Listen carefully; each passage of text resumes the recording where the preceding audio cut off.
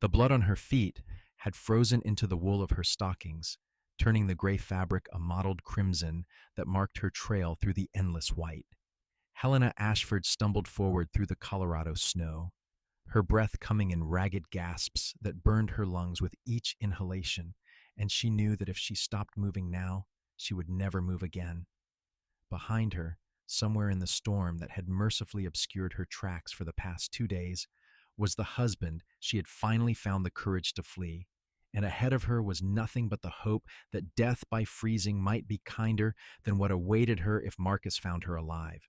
She had been walking for 4 days now, maybe 5, the passage of time blurring together in the white wilderness that stretched endlessly in every direction. The mountains loomed to her west, their peaks invisible through the swirling snow, and she had long since lost any sense of direction beyond the simple imperative to keep moving forward.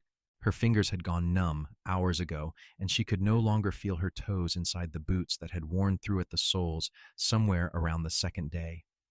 The thin coat she had grabbed in her desperate flight was inadequate for this bitter February cold, and ice had formed in her dark hair, weighing down the braid that hung over her shoulder. Helena had been 19 when she married Marcus Ashford 3 years ago in the spring of 1881, and she had been a fool who believed his charm and his promises of a good life on his cattle ranch outside Pueblo. She hadn't known then that a man could smile so warmly in public and strike so coldly in private, that hands that appeared so gentle could leave bruises that never quite faded before new ones appeared. For 3 years she had endured, telling herself the lies that women in her position always told themselves, until the morning 2 weeks ago when she had lost the baby she had been carrying, and Marcus had blamed her for it, his rage so consuming that she had known with absolute certainty that if she stayed, he would kill her. She had waited, planned, hoarded what little she could. She had chosen the worst of the winter storms deliberately, knowing that Marcus would not expect her to flee in such conditions, that he might assume she had simply gone into town and would return when the weather cleared. She had been wrong about that. He had come after her within hours, and though the storm had hidden her trail, she had seen him twice in those first 2 days, a dark figure on horseback in the distance, searching. She had hidden in a ravine the first time, pressed against the frozen earth until he passed. The second time she had climbed into the branches of a pine tree, her hands so cold she could barely grip the bark, and watched him ride beneath her. Since then she had seen no sign of pursuit, but she did not let herself believe she was safe. Marcus was a stubborn man, and his pride would not let him simply accept that his wife had escaped him. He would search until he found her, or until her frozen body turned up in the spring thaw. Helena was determined that neither of those things would happen, but with each step, her determination mattered less than the simple reality that her body was giving out. The world tilted suddenly, and she realized she had fallen without quite noticing the transition from walking to lying, face down in the snow. The cold felt almost warm now, which some distant part of her mind recognized as a very bad sign. She pushed herself up onto her hands and knees, then forced herself back to her feet. One step, another. She counted them now, each one a small victory against the voice in her head that whispered how easy it would be to simply lie down and sleep. She did not know how long she had been walking when she saw the dark shape ahead through the swirling snow. At first, she thought it was a tree, or perhaps Marcus finally catching up to her, and she very nearly turned to flee before her exhausted mind registered that the shape was not moving. As she drew closer, the shape resolved itself into a small cabin, little more than a shelter really, with smoke rising from a chimney that meant someone was inside. Helena stopped, swaying on her feet. She had been avoiding all signs of habitation, terrified that Marcus would search the surrounding ranches and homesteads, that anyone she asked for help would simply hand her back to her husband. A wife was her husband's property after all, and the law would side with Marcus if he came looking for her. But she was so cold and so tired, and the sight of that thin stream of smoke promising warmth was more than she could resist. She stumbled forward, her feet moving of their own accord now, carrying her toward the cabin. She was still 20 yards away, when the door opened and a figure stepped out. A man, tall and broad-shouldered, wearing a heavy coat and a hat pulled low against the snow. He froze when he saw her, and she froze as well, two figures regarding each other across the white expanse. Then Helena's legs gave out entirely, and she fell forward into the snow and did not get up again. She woke to warmth, glorious and overwhelming, and the sensation of pain returning to her frozen extremities. She was lying on something soft, covered in heavy blankets that smelled of wood smoke and leather, and for a confused moment she thought she must have died, and this was whatever came after. Then the pain in her feet intensified to the point where she gasped aloud, and she knew she was definitely still alive because nothing in the afterlife could hurt this much. Easy now. The voice was male, deep and calm, with the slow drawl of someone who had spent his life in the West. Your feet are thawing out. I know it hurts, but that is a good thing. Means you still got feeling in them. Helena forced her eyes open and found herself in a small, neat cabin, lying on a bed built into one wall.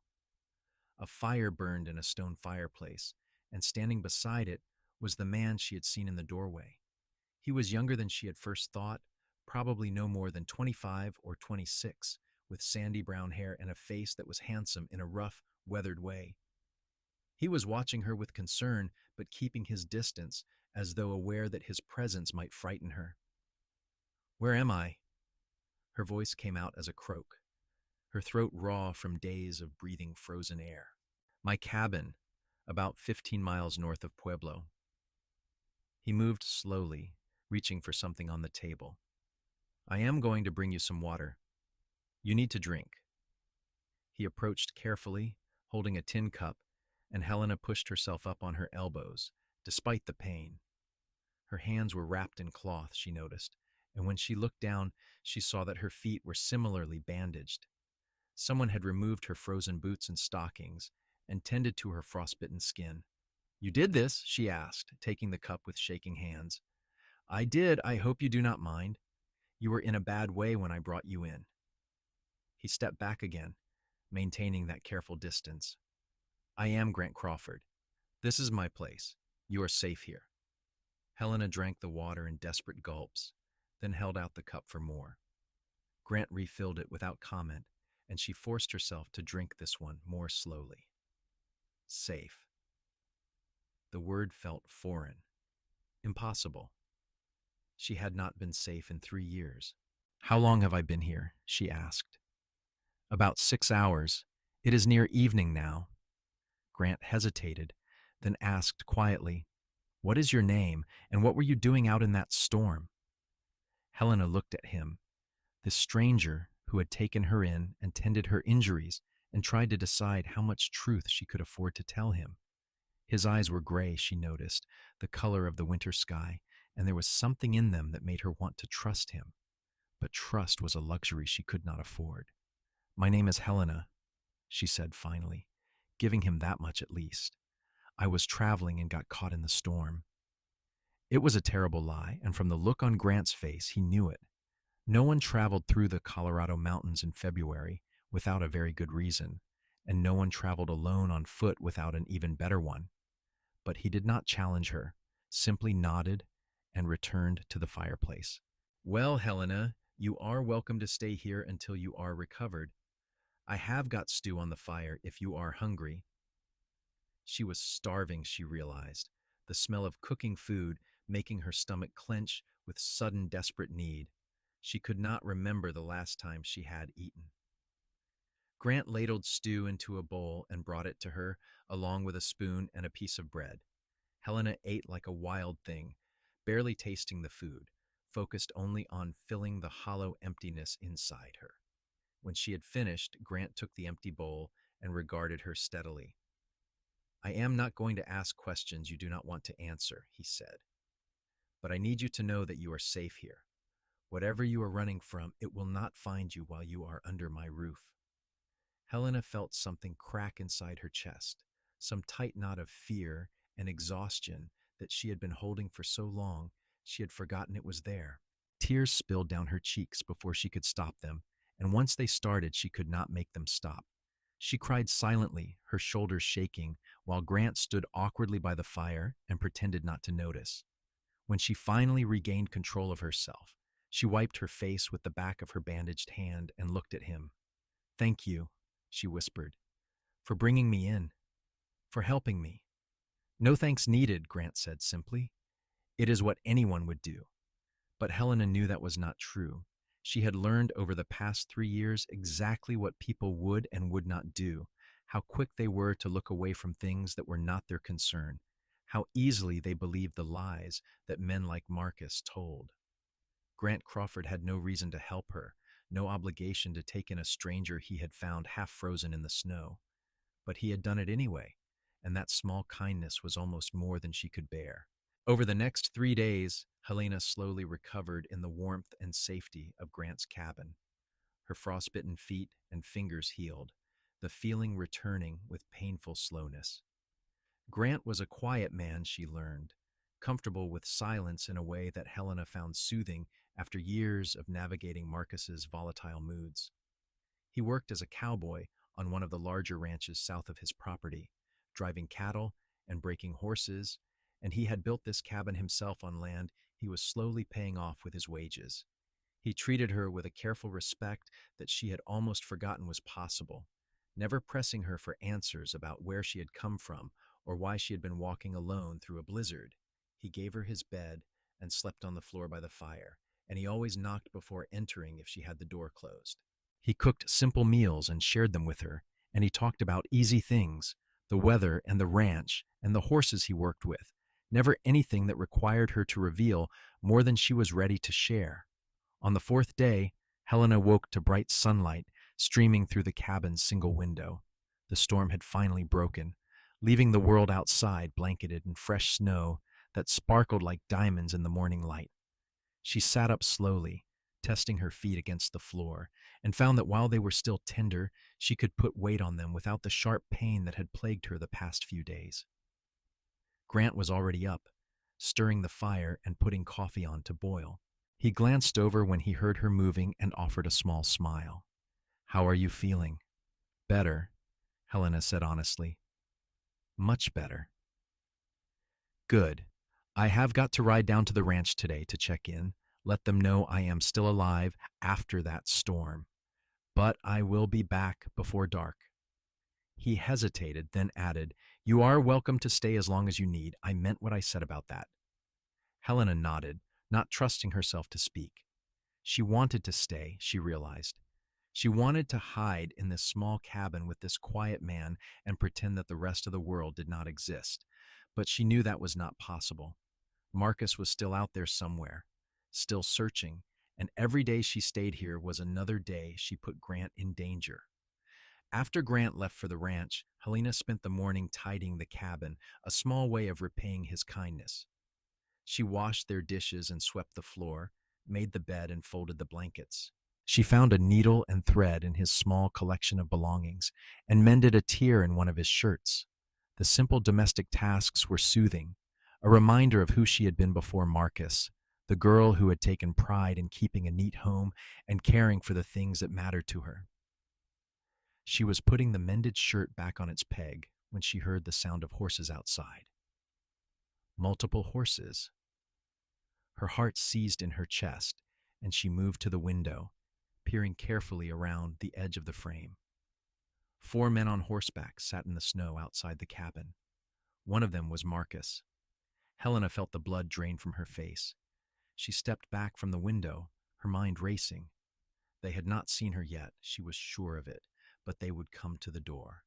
They would search the cabin, and when they found her, Marcus would take her home, and this time she knew without question that he would kill her. She could not go out the front door, but there was a small window at the back of the cabin, barely large enough for her to squeeze through. She moved quickly, gathering up the coat Grant had lent her, and pulling on the boots he had given her to replace her ruined ones. Her hands were shaking so badly she could barely manage the laces. A knock sounded at the door, hard and authoritative. "Open up. We are looking for someone and we have got questions." Helena climbed onto the table beneath the back window and pushed it open. The frame was small, and she had to turn sideways to fit through, her heart pounding so hard she thought it might burst. She could hear voices at the front door now, Marcus's voice among them, demanding entrance. She dropped into the snow behind the cabin just as she heard the front door crash open. She did not wait to hear more. She ran, ignoring the pain in her feet, heading for the trees that bordered the clearing. Behind her, she heard shouts of discovery, the sound of men mounting horses, and she knew they had found evidence of her presence in the cabin. But the trees were close, and she had always been fast. She plunged into the forest, branches catching at her coat and hair, and kept running. Behind her, the shouts grew louder, but the trees were thick here, and the snow was deep, making it hard for the horses to follow. She ran until her lungs burned, and her legs threatened to give out. Ran until she could no longer hear sounds of pursuit, and then she kept running anyway. She did not know how long she had been running when she burst out of the trees and nearly collided with a horse. She stumbled backward with a cry, falling into the snow, and looked up to find Grant Crawford sitting astride a tall bay gelding, looking down at her with concern. "Easy," he said, swinging down from the saddle. "You are all right. What happened?"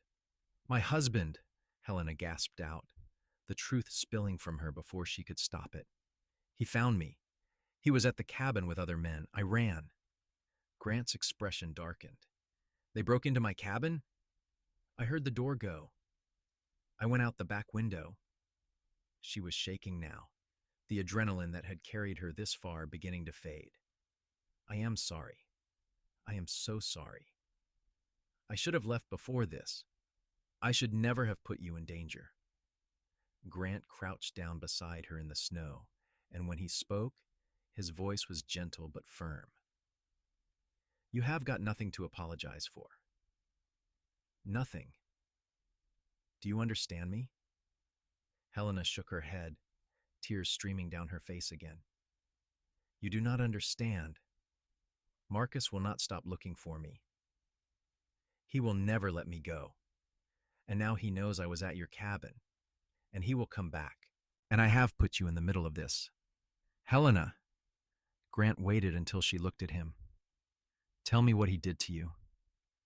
She tried to look away, but his gaze held hers, steady and patient.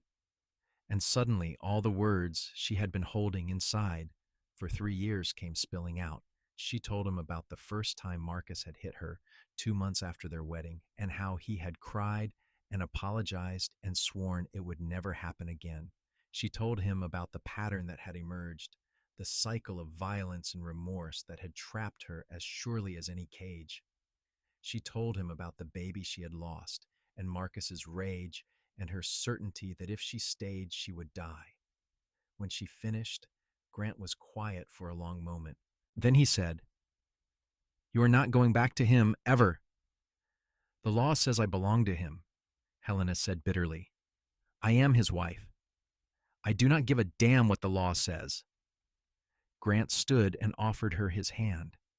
"Come on. We need to get you somewhere safe, and we need to do it now." Helena took his hand and let him pull her to her feet. "Where can we go? He will search everywhere around here." "I have got an idea," Grant said, "but we need to move fast. Can you ride?" "Yes." He helped her up into the saddle, then swung up behind her, his arms coming around her to take the reins.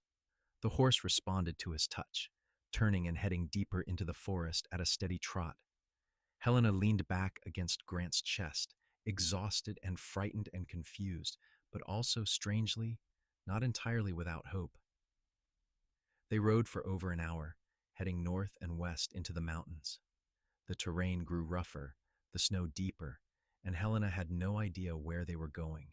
Finally, Grant guided the horse off the main trail and down into a narrow canyon that was nearly invisible unless you knew where to look.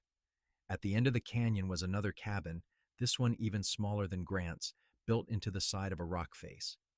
"This belongs to a friend of mine," Grant explained as he helped Helena down from the horse. "He uses it during hunting season, but it is empty now. No one knows about it except him and me, and he is not due back until October." The cabin was cold inside, the fire long since gone to ashes, but it was dry and secure. Grant got a fire started while Helena sank down onto one of the rough wooden chairs and tried to gather her scattered thoughts. She was safe again, at least for the moment, but she could not keep running forever. Eventually, Marcus would find her, or she would starve, or she would freeze. There had to be another solution, but she could not see what it was. "Thank you," she said again as Grant got the fire going. "I know I keep saying it, but I do not know what else to say. You have saved my life twice now." Grant dusted off his hands and turned to look at her. "You do not need to thank me. What I need is for you to understand that I am not going to let him hurt you anymore." There was something in his voice, a fierce protectiveness that made Helena's breath catch. She looked at him properly for the first time, really looked at him and saw the way his jaw was set, the determination in those gray eyes. He barely knew her. She had told him nothing but lies and half-truths, and he had still taken her in, still protected her, still risked his own safety to help her. "Why are you doing this?" she asked quietly. "You do not even know me." Grant was silent for a moment, staring into the growing flames of the fire. "My mother," he said finally. "She was married to a man who treated her the way your husband treated you. I was just a boy, too small to protect her, too young to understand what was happening. He killed her when I was 10, beat her so badly she never woke up. And everyone knew, but no one did anything, because he was her husband, and the law said that gave him the right." Helena felt her throat tighten. "Grant, I am so sorry. I swore that day that if I ever had the chance to help someone in her position, I would do it. No questions asked. No hesitation." He looked at her then, and the pain in his eyes was ancient and familiar. "So no, I do not know you, but I know what you are running from, and I will not stand by and let it happen again. Not if I can help it." They stayed in the hidden cabin for 2 weeks, and in that time, Helena learned what it meant to feel safe. Grant made the ride back to his own cabin under cover of darkness to gather supplies and check whether Marcus and his men were still searching. He reported that they had torn his cabin apart, looking for clues about where Helena had gone, but that they seemed to have moved on, probably assuming she had fled further north or east. During the days, Helena and Grant fell into an easy routine. He hunted and brought back game to cook. She mended their clothes and kept the cabin tidy.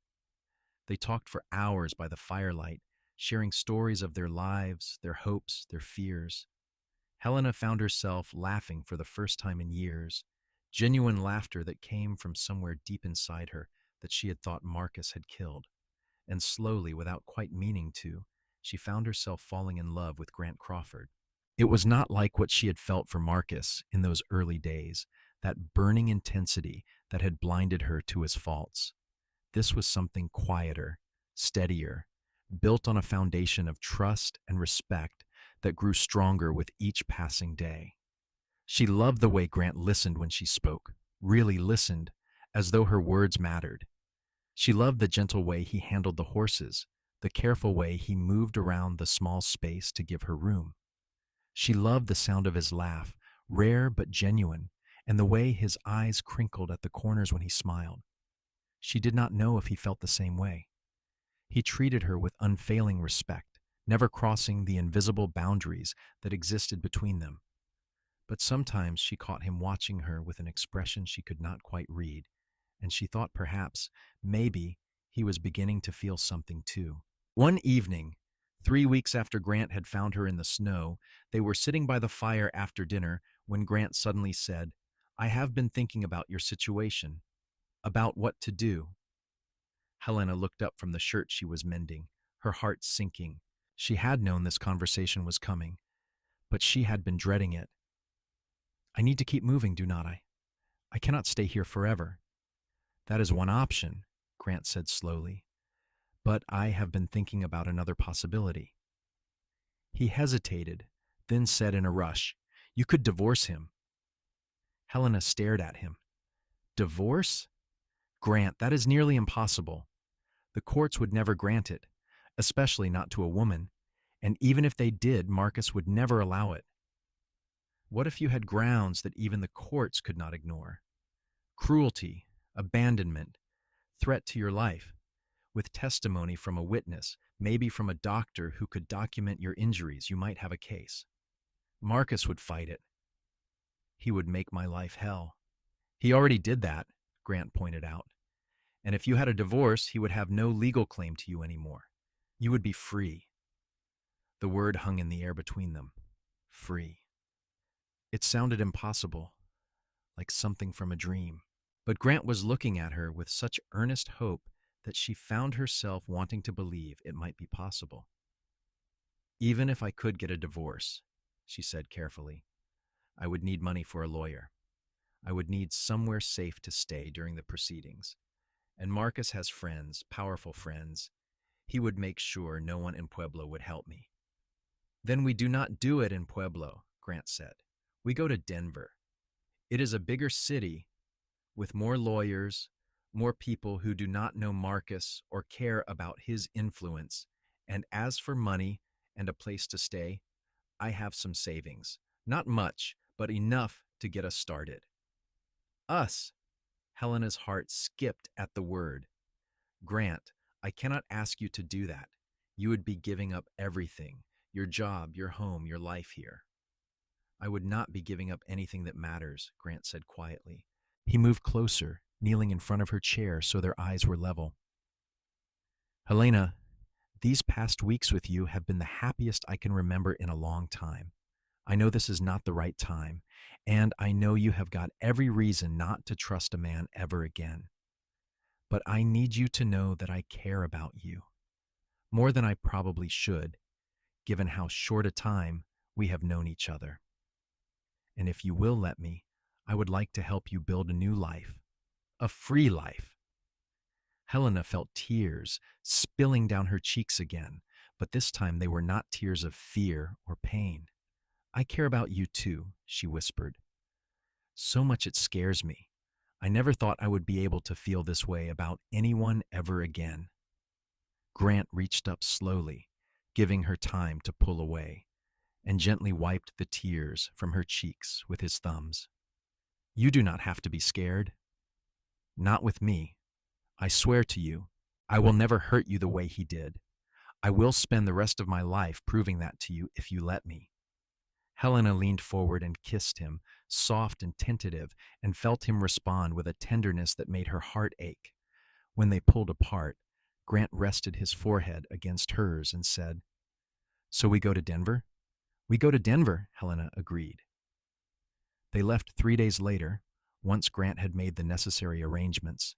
He sold what he could of his possessions, gave notice to the ranch where he worked, and gathered enough supplies for the journey. They traveled carefully, avoiding the main roads and keeping watch for any sign of Marcus or his men. But the winter had been hard, and most people were focused on their own survival rather than searching for a missing wife. Denver was enormous compared to Pueblo, a bustling city that had grown rich on silver and cattle. They arrived in early March of 1884 when the worst of the winter snows had passed, but the air was still sharp with cold. Grant found them a small room in a modest boarding house run by a stern but kind woman named Mrs. Fletcher, who asked no questions about their relationship and seemed content to accept Grant's explanation that they were siblings looking for work. Finding a lawyer willing to take Helena's case proved more difficult. Most wanted nothing to do with a divorce case, especially one involving a wife seeking to leave her husband. Those who were willing charged fees far beyond what Grant and Helena could afford. They were beginning to despair when they met Thomas Brennan, a young lawyer just starting his practice who believed passionately in justice and women's rights. I will not lie to you, Brennan told them at their first meeting in his cramped office above a dry goods store. This will not be easy.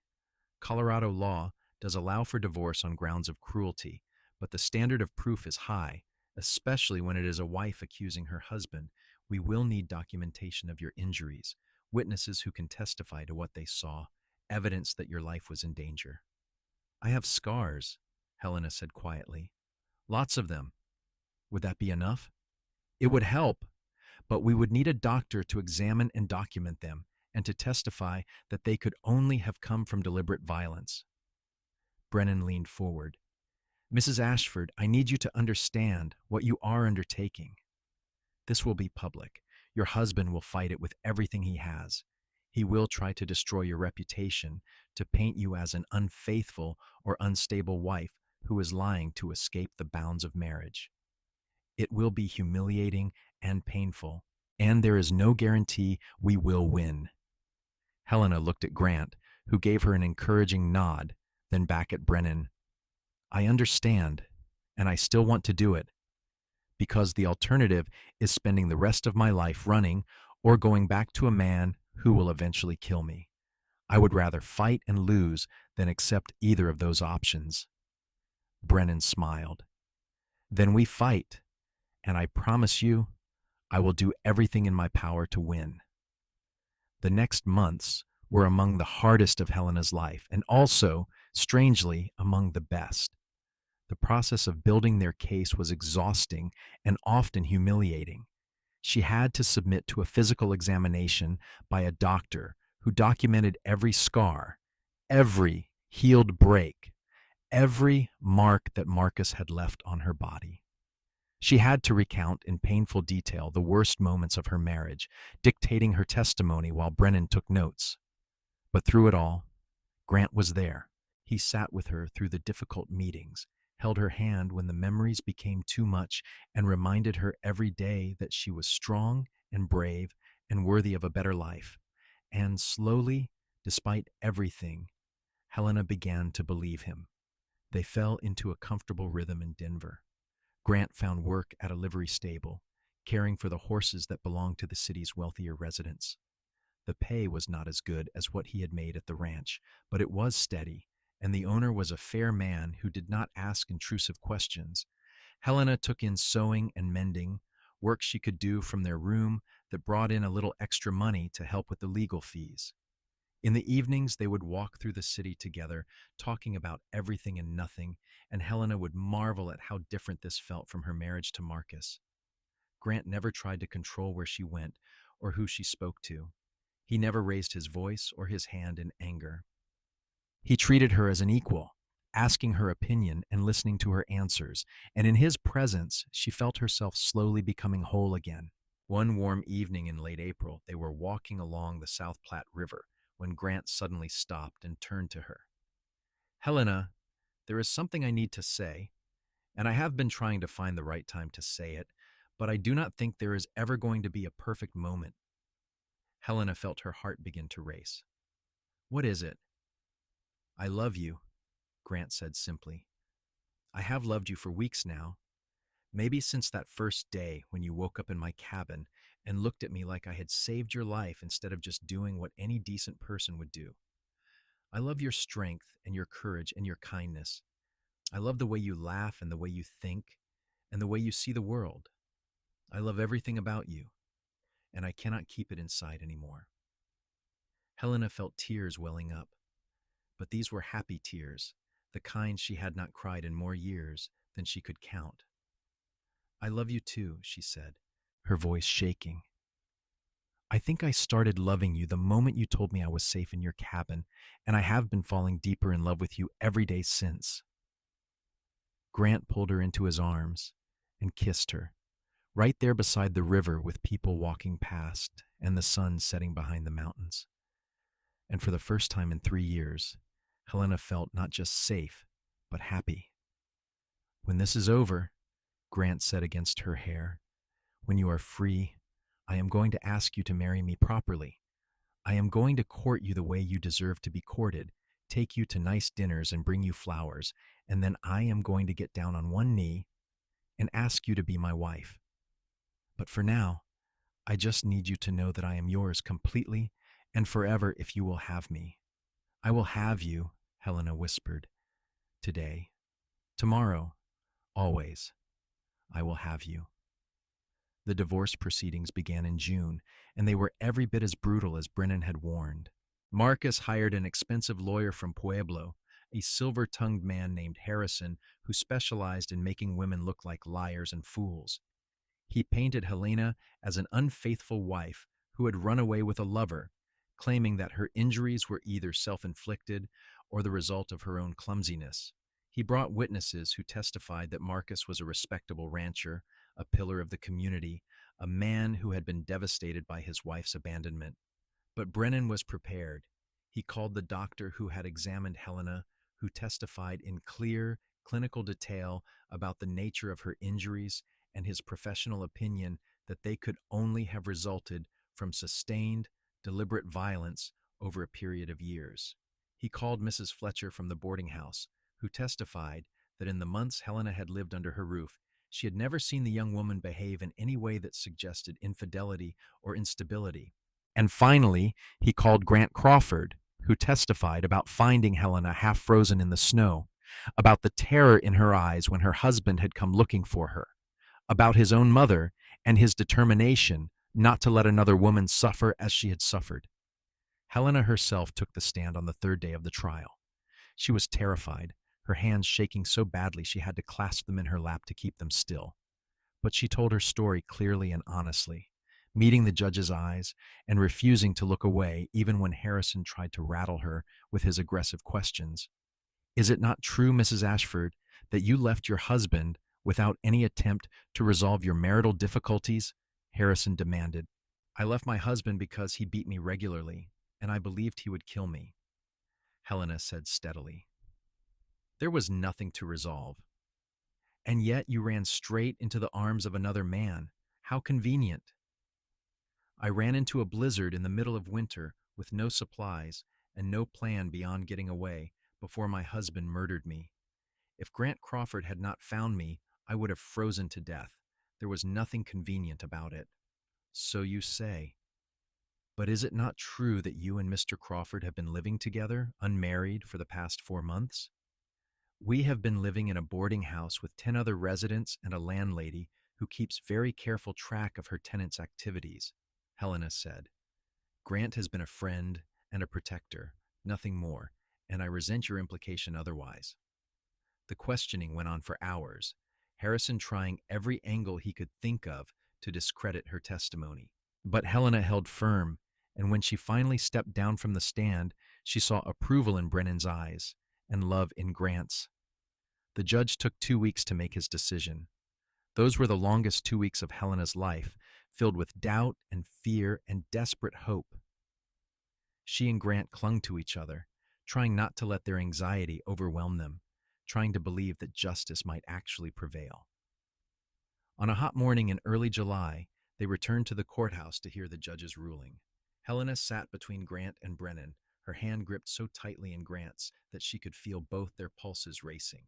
The judge, a severe-looking man named Wallace, who had listened to the entire trial with an impassive expression, cleared his throat and began to speak. "This court has carefully considered all the testimony and evidence presented in the case of Ashford versus Ashford. While Colorado law generally favors the preservation of the marital bond, it also recognizes that some marriages are so corrupted by cruelty and violence that they cannot and should not be preserved." Helena held her breath. The evidence presented by the petitioner is compelling and well documented.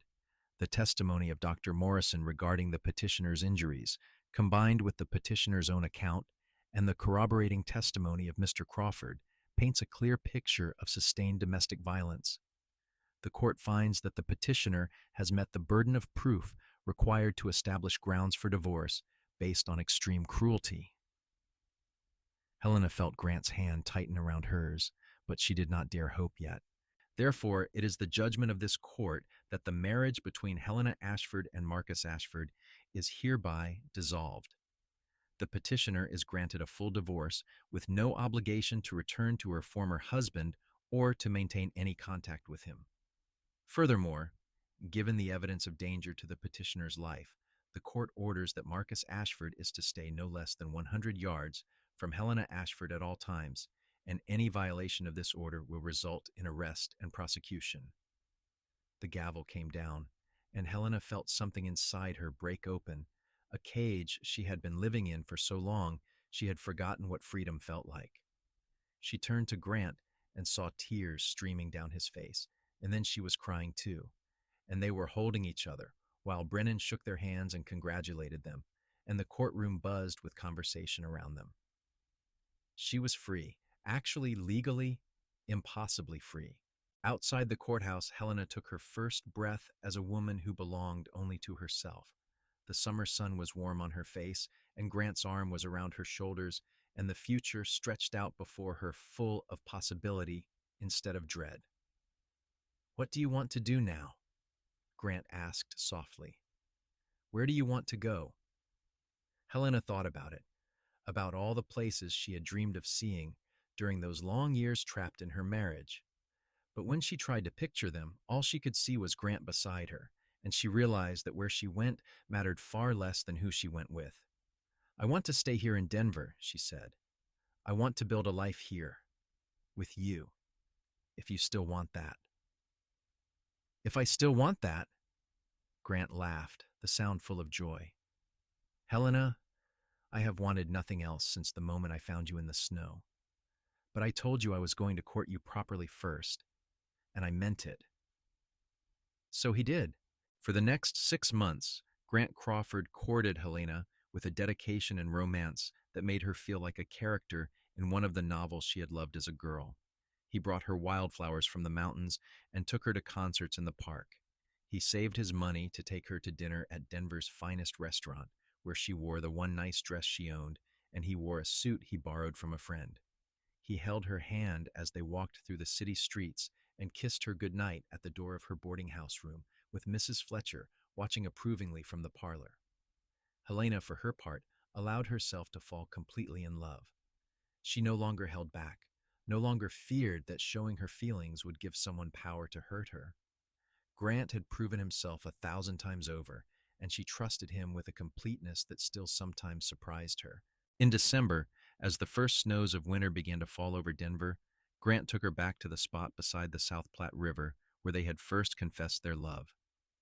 The mountains were white-capped in the distance, and the air was cold and clean, and Grant knelt down in the snow and pulled out a simple gold ring. "Helena," he said, his voice shaking slightly, "you are the bravest, strongest, most amazing woman I have ever known. You have survived things that would have broken most people, and you have come through them with your kindness and your hope intact. I love you more than I thought it was possible to love another person, and I want to spend the rest of my life making you as happy as you make me. Will you marry me?" "Yes," Helena said, the word coming out somewhere between a laugh and a sob. "Yes, absolutely yes." Grant slipped the ring onto her finger and stood to kiss her, and Helena thought about all the miles she had walked through the snow to escape her first marriage, and how those terrible frozen days had led her to this moment, to this man, to this life she had never dared dream was possible. They were married in January of 1885, on a day when the sun shone so brightly on the snow that the whole world seemed to sparkle. The ceremony was small, just Thomas Brennan as Grant's best man and Mrs. Fletcher standing up for Helena. But it was perfect. Helena wore a new dress, pale blue wool that Grant had insisted on buying for her, and she carried a bouquet of white roses that must have cost him a week's wages. When the minister pronounced them husband and wife, Grant kissed her with such tenderness that Helena felt her heart might burst from happiness. They moved into a small house on the edge of Denver, a simple 2-room structure with a kitchen and a bedroom and a tiny plot of land where Helena planned to plant a garden in the spring. It was nothing grand, but it was theirs, paid for with money they had earned together, and every morning Helena woke up in their bed and marveled at the fact that she was safe and loved and free. Grant continued working at the livery stable, but he had ambitions to start his own horse training business. He had a gift with horses, a patience and understanding that made even the most fractious animals calm under his hands. Helena encouraged him, helping him save money and make plans, and by the spring of 1886, they had saved enough to buy their first 2 horses and advertise Grant's services as a trainer. The business grew slowly but steadily. Grant's reputation spread, and soon ranchers and wealthy townspeople were bringing him their difficult horses, trusting him to gentle them where others had failed. Helena helped with the business, keeping the books and managing the schedule, and together they built something successful and sustainable. In the summer of 1886, Helena discovered she was pregnant.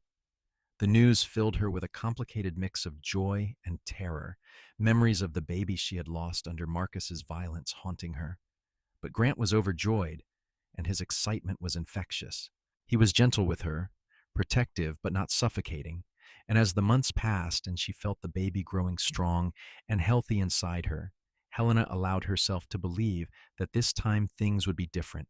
Their son was born in February of 1887, on a cold, clear day, much like the one when Grant had first found Helena in the snow. The labor was long and difficult, but when Helena finally held the tiny red-faced baby in her arms, she felt a love so fierce and overwhelming that it took her breath away. They named him Thomas, after the lawyer who had fought for Helena's freedom, with the middle name Grant. Little Tommy was a healthy, happy baby with his father's gray eyes and his mother's dark hair, and both Helena and Grant doted on him shamelessly. As Tommy grew from a baby into a toddler and then a little boy, Helena watched Grant with their son and marveled at the kind of father he was. He was patient and playful, teaching Tommy to be kind to animals and honest with people. He never raised his voice or his hand, and he made sure Tommy knew every day that he was loved beyond measure. The horse training business continued to thrive, and by 1890, they were able to buy a larger property outside Denver, with room for a proper stable and paddock. Helena planted the extensive garden she had always dreamed of, growing vegetables and herbs and flowers that she sold at the Denver market. They worked hard, but they also made time for joy, for family dinners, and evenings spent reading by the fire, and Sunday picnics by the river. In the spring of 1891, Helena gave birth to their second child, a daughter they named Grace. She was a tiny thing, delicate and pretty, with blonde hair that came from neither parent and her father's patient temperament. Tommy, now 4 years old, was fascinated by his baby sister and insisted on helping care for her, bringing her toys and singing to her when she cried. Life was not always easy. There were hard winters and lean times, illnesses and injuries, and the thousand small struggles that came with building a life from scratch. But through it all, Helena and Grant faced everything together, their love growing deeper and stronger with each passing year. Sometimes Helena would think about that girl who had walked for days through the snow, half frozen and terrified, with no plan beyond escape. She would think about how close she had come to dying in that blizzard, how easily she might never have found Grant's cabin, how different her life would be if she had given up even one step sooner. And then she would look around at the life she had built, at her husband working with the horses he loved, at her children playing in the garden, at the home that was truly hers, and she would send up a silent prayer of gratitude for the strength that had kept her moving forward through the snow, and for the man who had found her and shown her what love was supposed to be. On a spring evening in 1895, Helena and Grant sat on the porch of their home, watching the sun set behind the mountains. Tommy, now 8, was in the stable helping his father with the evening chores, while Grace, 4 years old, played in the grass with the puppies from their dog's latest litter. Helena was pregnant again, just barely, the secret still shared only between her and Grant. "Do you ever regret it?" Grant asked softly, his hand covering hers on the porch railing. "All of this? The struggle, the hard work, the years of building this life?"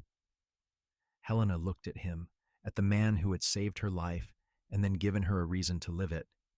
His hair was starting to gray at the temples, and there were lines around his eyes from years of smiling and squinting into the sun. He was the most beautiful thing she had ever seen. "Not for a single moment," she said. "You gave me back my life, Grant Crawford. You gave me freedom and love and a family and a home. How could I ever regret that?" "I did not give you anything," Grant said, bringing her hand to his lips. "You saved yourself. You were the one who was brave enough to walk through that blizzard. You were the one who survived. I just happened to be there when you needed someone." "You were there," Helena agreed, "and that made all the difference." They sat in comfortable silence as the sun dipped below the mountains and the stars began to come out.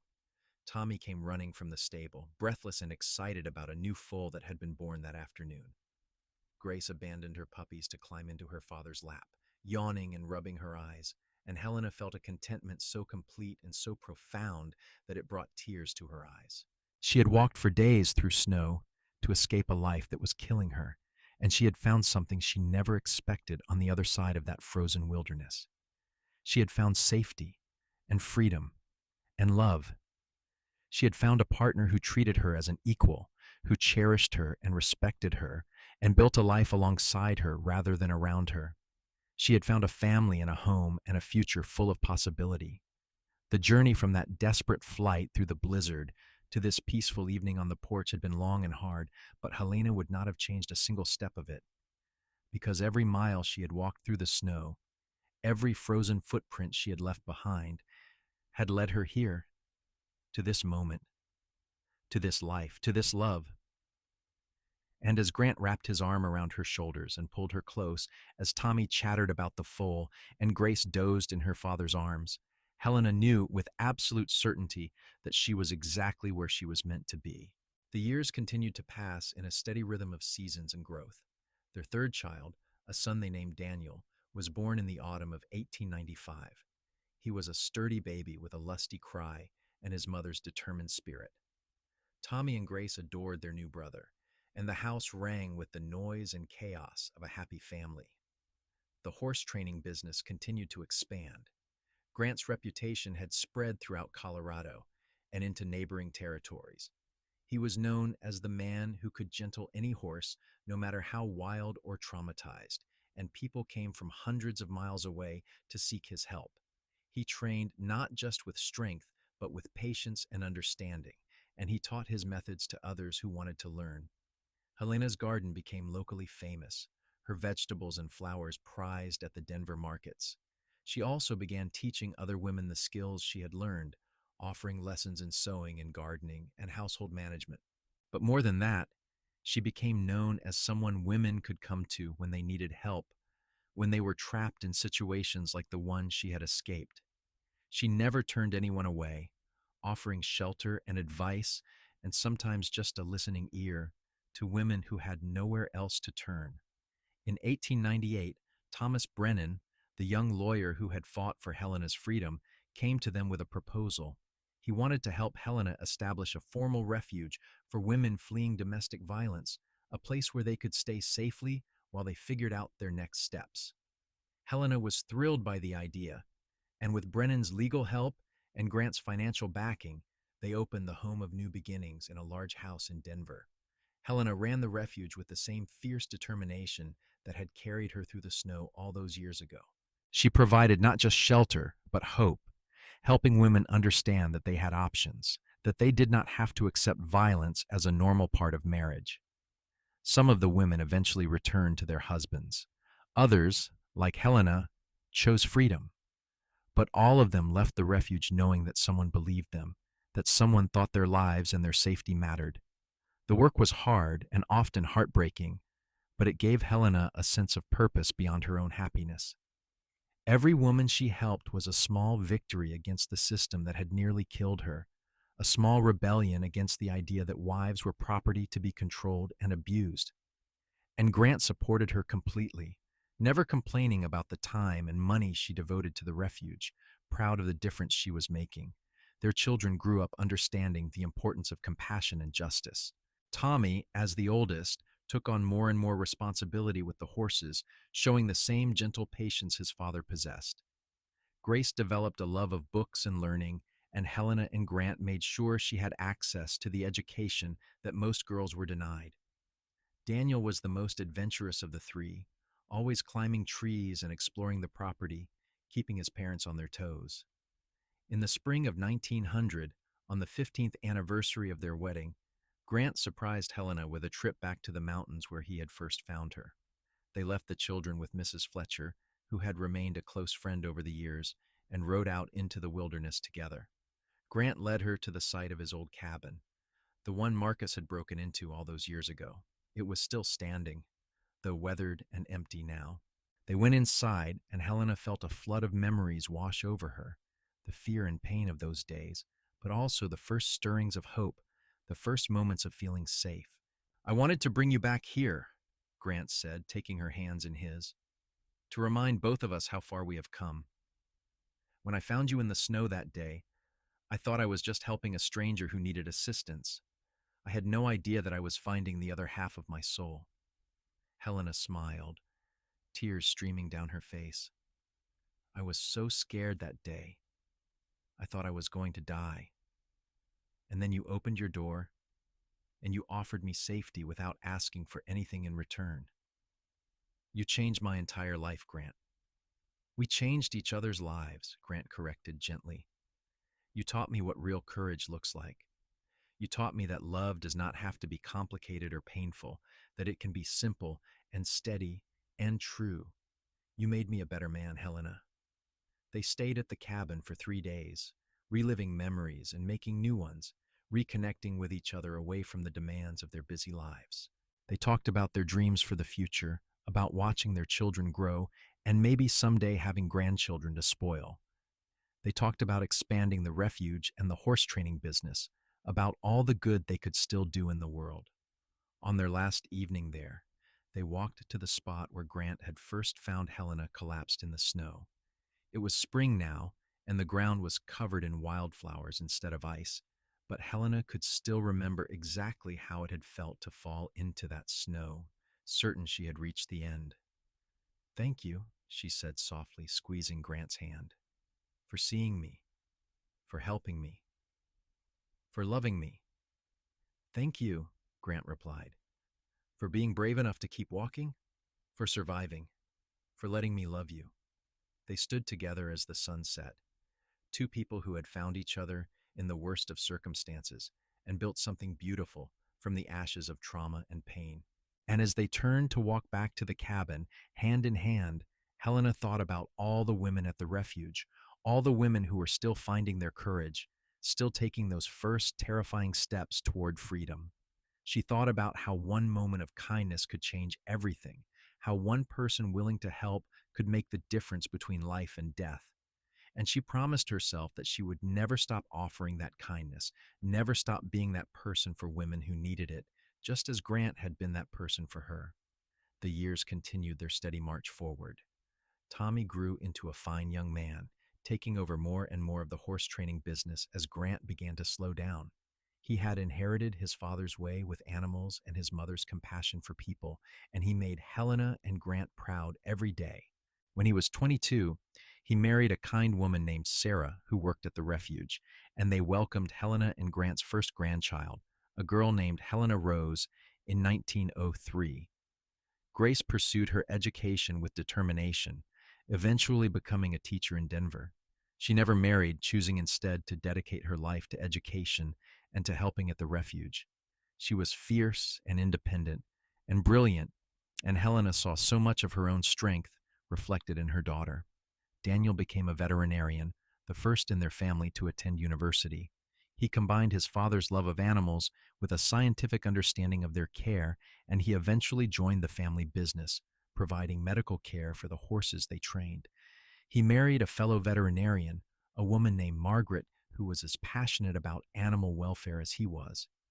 Helena and Grant grew older together, their hair turning silver, their faces weathering with age, but their love never diminished.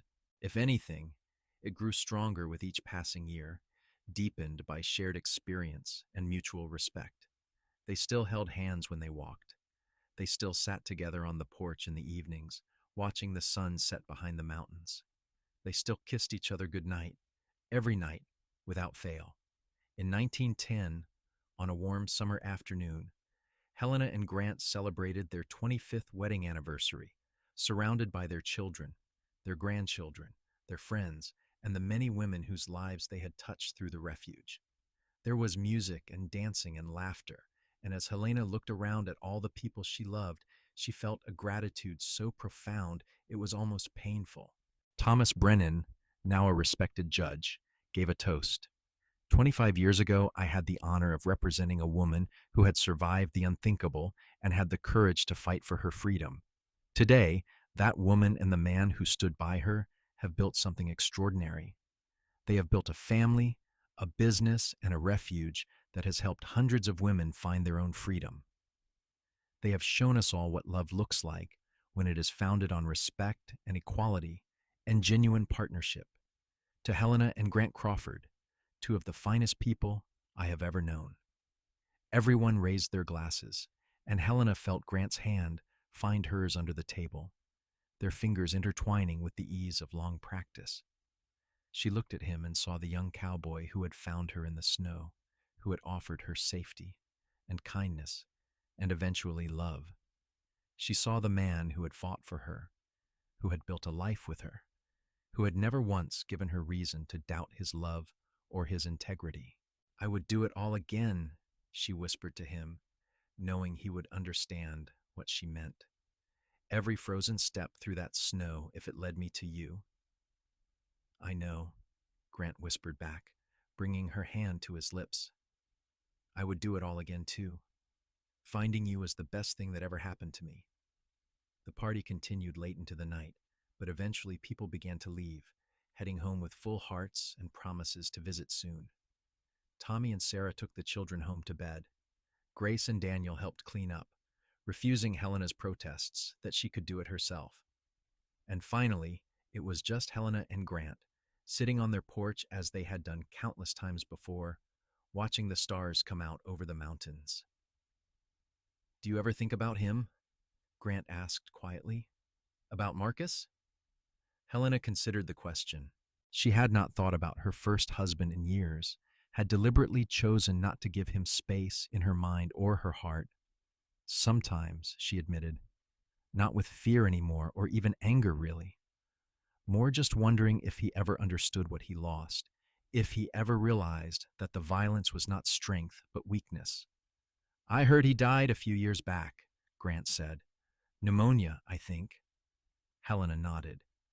She had heard the same, and she had felt nothing but a distant relief that he could never again hurt any woman the way he had hurt her. "I hope he found some peace before the end, but mostly I am just grateful that I survived him, that I found the strength to leave."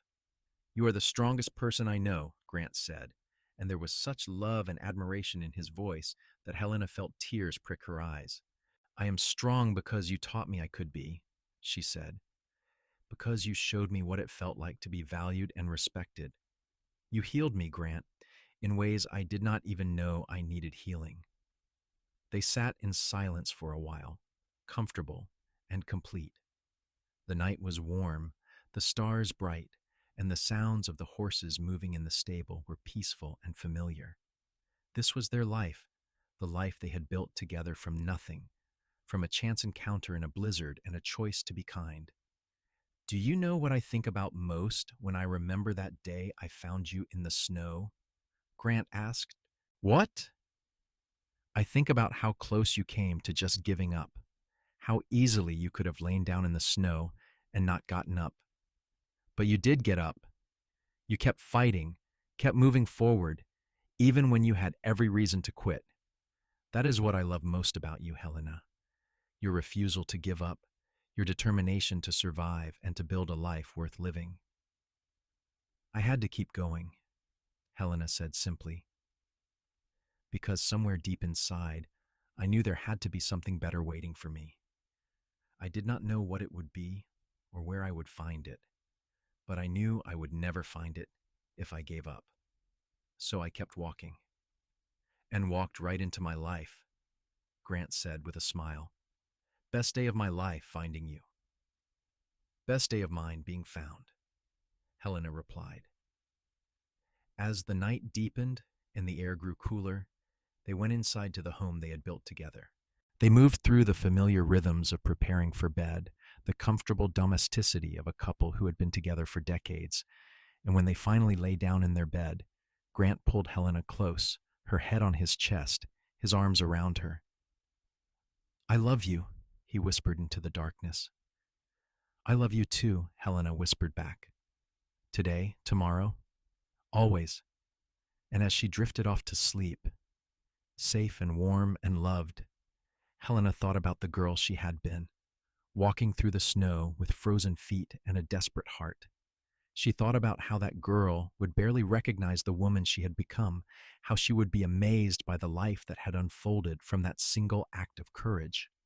The journey from that frozen wilderness to this warm bed had been long, but it had led her to exactly where she belonged.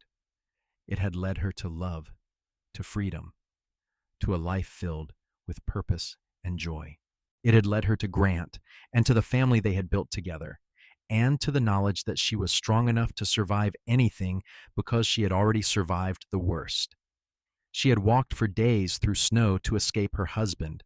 A cowboy had found her and let her rest, and from that rest had come everything: a whole life, a great love, a legacy of helping others find their own strength. It was more than she had ever dared to dream, that frozen girl stumbling through the storm. It was more than she had ever thought possible, but it was real, and it was hers.